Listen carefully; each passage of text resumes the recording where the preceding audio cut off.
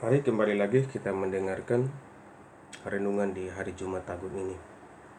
Tidak seperti biasanya kita merayakannya di dalam gereja, bangunan gereja, di paroki kita atau di stasi kita. Tapi karena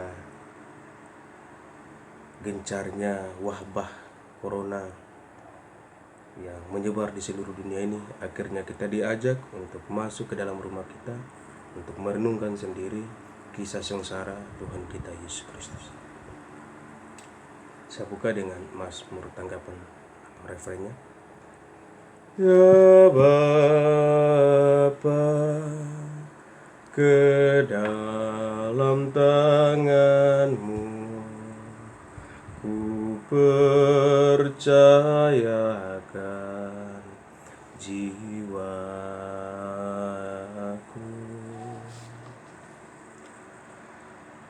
Saudara dan saudaraku terkasih dalam Tuhan kita Yesus Kristus,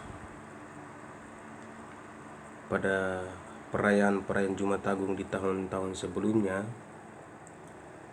semua orang Katolik, semua orang Kristen pasti datang ke gereja, berbondong-bondong datang untuk merayakan hari kematian, hari wafatnya Tuhan kita Yesus Kristus. Dan biasanya gereja selalu penuh sesak. Bahkan mereka yang ada di pelosok-pelosok kampung masuk ke dalam gereja untuk merayakan hari raya Jumat Agung, hari di mana Tuhan kita Yesus Kristus menderita sengsara dan wafat di salib. Mengapa demikian? Karena hati manusia siapa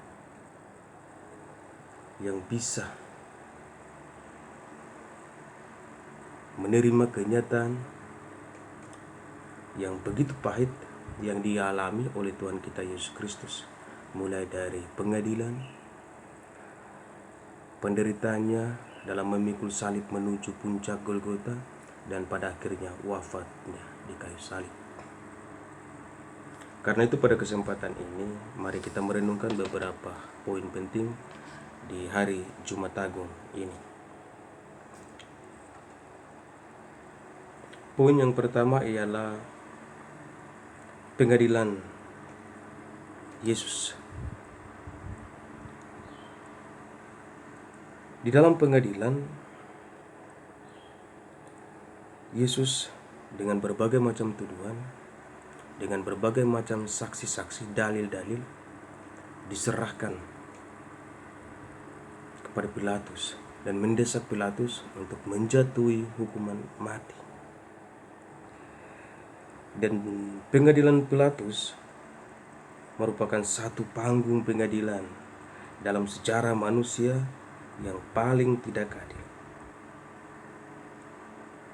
Pernyataan Yesus yang adalah anak Allah dan manusia waktu ditanya oleh Pilatus, "Benarkah engkau raja?" Dengan tegas dan jelas Yesus menjawab, "Benar. Tetapi kerajaan saya bukan dari dunia ini. Saya dilahirkan dan datang di dunia ini untuk memberi kesaksian tentang kebenaran.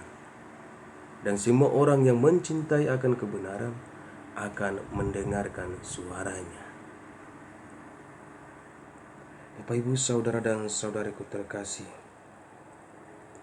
sesudah pengadilan ini dengan jelas Yesus sangat terbukti bahwa dia tidak melakukan satu kejahatan apapun.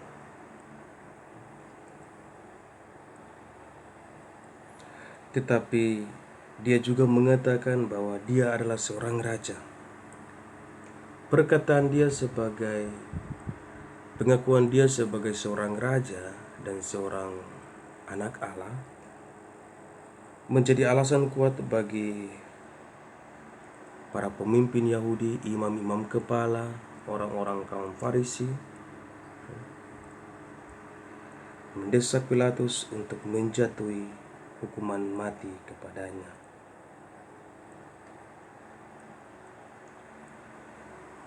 Mereka adalah imam-imam kepala bangsa Yahudi sendiri juga, yang pada saat itu berteriak Hosana, Hosana putra Daud, tatkala Yesus sedang memasuki kota Yerusalem. Dan mereka ini pula lah yang akhirnya menyuarakan, akhirnya berteriak, buang, buang, buang, salibkanlah dia. Saudara dan saudariku terkasih dalam Tuhan kita Yesus Kristus, poin yang berikut adalah jalan salib Yesus. Jalan salib Yesus atau yang disebut dengan istilah Via Dolorosa, artinya jalan penuh sengsara. Jalan salib Yesus adalah satu unsur dari keagungan Jumat Agung. Jalan salib Yesus merupakan sumber yang kaya bagi inspirasi iman umat Katolik di seluruh dunia. Merenungkan jalan salib Yesus sudah banyak mempertebal, bahkan memperkuat iman kekatolikan umatnya. Sudah banyak menghibur banyak umatnya. Bahkan dalam segala peristiwa penderitaan hidup umat diberi kekuatan dengan peristiwa Yesus yang memanggul salibnya mendaki puncak Golgota. Saudara dan saudariku terkasih dalam Tuhan kita Yesus Kristus, puncak Yesus menebus dosa bangsa manusia ialah dengan mati di kayu salib. Sebenarnya seluruh hidup Yesus merupakan karya penebusan, apalagi dengan kebangkitannya. Sebab percuma sengsara Yesus, percuma jalan salib Yesus bila Yesus tidak bangkit. Bahkan percuma percaya kepada Yesus bila Yesus tidak bangkit. Atau dengan kata lain, keagungan Jumat Agung sangat berkaitan erat dengan kebangkitan Yesus.